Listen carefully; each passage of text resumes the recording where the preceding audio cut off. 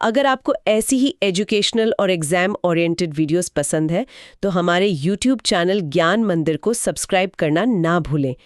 Video पसंद आए तो लाइक और शेयर जरूर करें। तो आज का हमारा विषय है भारतीय संविधान के स्रोत।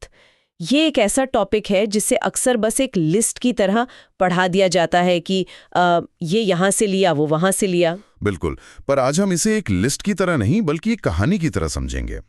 एक कहानी कि कैसे दुनिया के सर्वश्रेष्ठ विचारों का एक गौरवपूर्ण संगम तैयार हुआ। तो चलिए परिचय से शुरू करते हैं। ये एक भव्य इमारत के निर्माण जैसा था। हाँ बिल्कुल, हमारे संविधान निर्माताओं ने दुनिया के जितने भी प्रमुख संविधान थे उनका बहुत ही गहराई से अध्ययन किया। और लक्ष्य क्या था?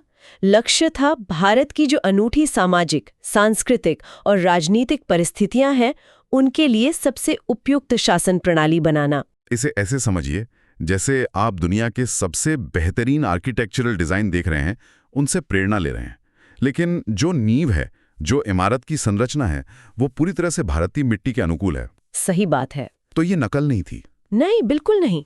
ये एक बहुत ही विवेकपूर्ण चयन और अनुकूलन था। तो इस इमारत का मुख्य ढांचा कहाँ से आया? और ये दिलचस्प है कि वो कहीं बाहर से नहीं बल्कि भारत सरकार अधिनियम 1935 से ही आया। हाँ, ये भारतीय संविधान का सबसे महत्वपूर्ण और सबसे विस्तृत स्रोत है। आप सोचिए, संविधान का लगभग 2/3 हिस्सा इसी पर आधारित है। 2/3? ये तो बहुत ज्यादा है। बहुत ज्यादा। और इसके पीछे एक ठोस वजह थी, एक बना बनाया ढांचा मिल रहा था। तो इस मुख्य ढांचे से हमने क्या-क्या मुख्य प्रावधान लिए? देखिए, जो संघीय संरचना है, फेडरल स्ट्रक्चर, वो यहीं से आया। राज्यपाल का कार्यालय, वो भी। और लोक सेवा आयोग, जो हमारे पब्लिक सर्विस कमीशंस हैं। आपातकालीन प्रावधान भी यहीं से है। हाँ, जो इमरजेंसी प्रोविजंस हैं और पूरा प्रशासनिक विवरण और नौकरशाही का ढांचा। और न्यायपालिका प्रणाली भी, सुप्रीम कोर्ट और हाई कोर्ट की संरचना। जी, वो भी। तो एक तरह से देश को चलाने का जो पूरा स्केलेटन था वो 1935 के एक्ट से हमें मिला। ठीक है, तो ढांचा हमें मिल गया। अब आते हैं सरकार की प्रणाली पर। और इसके लिए हमने यूनाइटेड किंगडम की तरफ देखा, संसदीय शासन की नींव के लिए। बिल्कुल, और यहां से हमने वो सिस्टम लिया जिससे हम सबसे ज्यादा वाकिफ थे, संसदीय शासन प्रणाली। इसका मूल सिद्धांत बहुत सरल है, सरकार सीधे संसद के प्रति जवाबदेह होती है। और इसी के साथ आई द्विसदनीय व्यवस्था, यानी हमारी लोकसभा और राज्यसभा। हाँ, और एकल नागरिकता का सिद्धांत भी, हम सब सिर्फ भारत के नागरिक हैं, किसी राज्य के नहीं। कैबिनेट प्रणाली भी यहीं से है, जहां प्रधानमंत्री के नेतृत्व में वरिष्ठ मंत्री निर्णय लेते हैं। जी, और अध्यक्ष यानी स्पीकर की भूमिका, जो लोकसभा का संचालन और अनुशासन देखते हैं। और पूरी विधायी प्रक्रिया और संसदीय विशेषाधिकार भी। ये सब कुछ ब्रिटिश मॉडल पर आधारित है। इसे याद रखने के लिए एक परीक्षा अलर्ट बॉक्स में एक ट्रिक भी दी गई है। हाँ, ये काफी काम की है। ट्रिक है, संसद की एक कैबिनेट ने विधि बनाकर अध्यक्ष को विशेषाधिकार दिए। मैं इसे दोबारा थोड़ा धीरे धीरे कहती हूँ। संसद की एक कैबिनेट ने विधि बनाकर अध्यक्ष को विशेषाधिकार दिए। इसमें सब कुछ कवर हो जाता है, संसद से संसदीय प्रणाली, कैबिनेट से कैबिनेट प्रणाली, विधि से विधायी प्रक्रिया, अध्यक्ष से स्पीकर की भूमिका और विशेषाधिकार। अब चलते हैं यूनाइटेड किंगडम से संयुक्त राज्य अमेरिका, अधिकार और न्यायिक स्वतंत्रता की ओर। और ये बहुत ही महत्वपूर्ण है, यहाँ से हमने संविधान की आत्मा यानी मौलिक अधिकार लिए। नागरिकों को दिए गए बुनियादी अधिकार जैसे समानता, स्वतंत्रता। बिल्कुल, और सिर्फ अधिकार ही नहीं, उन अधिकारों की रक्षा करने वाली न्यायपालिका की स्वतंत्रता का सिद्धांत भी। अदालतें बिना किसी सरकारी दबाव के काम करेंगी। और यहीं से न्यायिक समीक्षा यानी जुडिशियल रिव्यू का शक्तिशाली विचार भी आया। विचार भी अमेरिका से ही है। जी, और राष्ट्रपति पर महाभियोग और जजों को हटाने की जो प्रक्रिया है वो भी वहीं से प्रेरित है। और एक बहुत जरूरी बात, तीनों अंगों के बीच शक्तियों का पृथक्करण। हाँ, विधायिका, कार्यपालिका और न्यायपालिका के बीच सेपरेशन ऑफ पावर्स। ठीक है, अब अमेरिका से आगे बढ़ते हैं कनाडा की ओर। यहाँ का शीर्षक है एक मजबूत केंद्र वाला संघ। और ये शीर्षक ही सब कुछ बता देता है। हमारे निर्माताओं को एक ऐसा संघीय ढांचा चाहिए था जिसमें केंद्र मजबूत हो। तो एक मजबूत केंद्र के साथ संघीय संरचना, जहां महत्वपूर्ण विषयों पर अंतिम अधिकार केंद्र के पास है। बिल्कुल, और इसी से जुड़ा है अवशिष्ट शक्तियों का सिद्धांत। अच्छा, अवशिष्ट शक्तियां मतलब वो विषय जिनका उल्लेख किसी भी सूची में नहीं है, उन पर कानून बनाने का अधिकार सिर्फ केंद्र के पास रहेगा। और केंद्र द्वारा राज्यपालों की नियुक्ति। ये भी कनाडा से ही लिया गया है। ये भी केंद्र को मजबूत बनाने का एक तरीका है। और सर्वोच्च न्यायालय का सलाहकारी क्षेत्राधिकार भी। जी। अब कनाडा से चलते हैं आयरलैंड, एक कल्याणकारी राज्य के आदर्श। आयरलैंड से हमने एक बहुत ही अनोखी और दूरदर्शी चीज ली, राज्य के नीति निदेशक सिद्धांत यानी डीपीएसपी।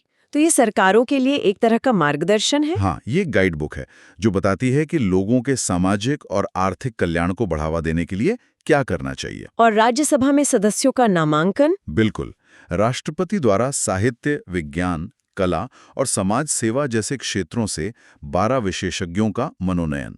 ये भी आयरलैंड से ही प्रेरित है। और राष्ट्रपति के निर्वाचन की विधि। हाँ, एक निर्वाचक मंडल द्वारा जो अप्रत्यक्ष चुनाव होता है, उसकी पूरी प्रक्रिया आयरलैंड के संविधान से ली गई है। अगला पड़ाव है ऑस्ट्रेलिया और जर्मनी, सहयोग और आपातकाल।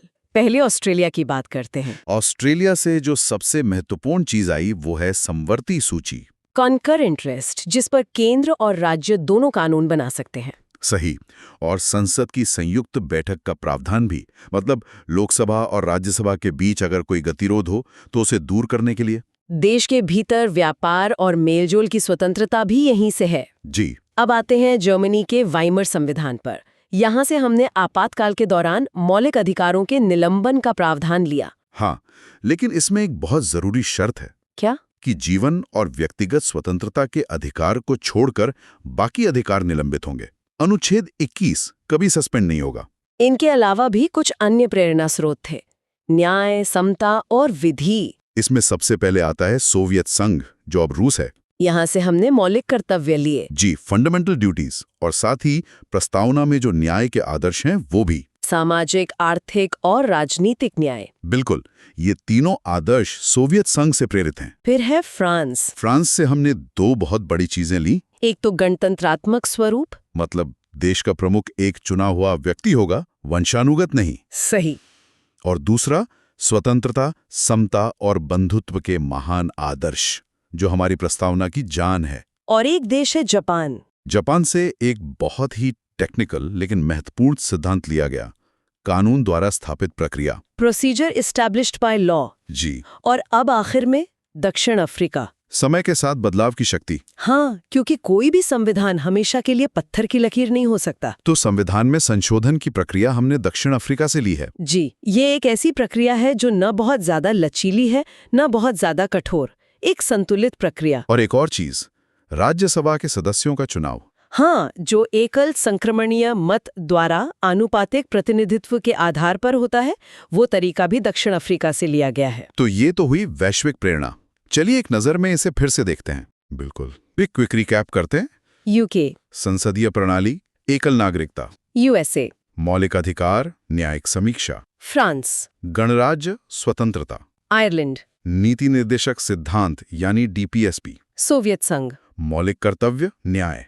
जर्मनी, आपातकालीन प्रावधान, जापान, कानून द्वारा स्थापित प्रक्रिया। ऑस्ट्रेलिया, समवर्ती सूची, संयुक्त बैठक। और दक्षिण अफ्रीका। संशोधन प्रक्रिया, एक बार फिर दक्षिण अफ्रीका। संशोधन प्रक्रिया। और एक बार फिर फ्रांस। गणराज्य, स्वतंत्रता। तो निष्कर्ष ये है कि इसे उधार का थैला कहना सही नहीं है, ये एक विवेकपूर्ण चयन है। बिल्कुल सही। संविधान निर्माताओं ने केवल विचारों की नकल नहीं की, उन्होंने हर एक प्रावधान को भारतीय परिस्थितियों, हमारी आवश्यकताओं और आकांक्षाओं के अनुरूप बहुत सावधानी से संशोधित और अनुकूलित किया। उन्होंने अलग अलग प्रणालियों के सबसे अच्छे तत्वों को चुना और उन्हें एक अद्वितीय भारतीय ढांचे में एकीकृत किया। और यही प्रक्रिया हमारे संविधान को एक अद्वितीय, लचीला और एक जीवंत दस्तावेज बनाती है, जो दुनिया भर के ज्ञान का एक विवेकपूर्ण और गौरवपूर्ण संगम है। तो चलिए अब मुख्य बिंदुओं को एक बार फिर से दोहरा लेते हैं। जी। शीर्षक था भारतीय संविधान के स्रोत, और उपशीर्षक विश्व के सर्वश्रेष्ठ विचारों का एक गौरवपूर्ण संगम। मुख्य शीर्षक थे परिचय, मुख्य ढांचा, भारत सरकार अधिनियम 1935, यूनाइटेड किंगडम, संयुक्त राज्य अमेरिका, कनाडा, आयरलैंड, ऑस्ट्रेलिया और जर्मनी, अन्य प्रेरणा स्रोत, दक्षिण अफ्रीका, वैश्विक प्रेरणा और निष्कर्ष। मुख्य कीवर्ड्स थे संघीय संरचना, संसदीय शासन प्रणाली, मौलिक अधिकार, न्यायिक समीक्षा, मजबूत केंद्र, नीति निदेशक सिद्धांत। समवर्ती सूची, आपातकालीन प्रावधान, मौलिक कर्तव्य, गणतंत्रात्मक स्वरूप, कानून द्वारा स्थापित प्रक्रिया और संविधान में संशोधन। और याद रखने की ट्रिक, संसद की एक कैबिनेट ने विधि बनाकर अध्यक्ष को विशेषाधिकार दिए। और अंतिम विचार, उधार का थैला नहीं, एक विवेकपूर्ण चयन। अगर आपको ये वीडियो यूजफुल लगा तो लाइक और शेयर करना ना भूलें। ऐसी ही एग्जाम ओरिएंटेड एजुकेशनल वीडियोस के लिए हमारे YouTube चैनल ज्ञान मंदिर को सब्सक्राइब करें।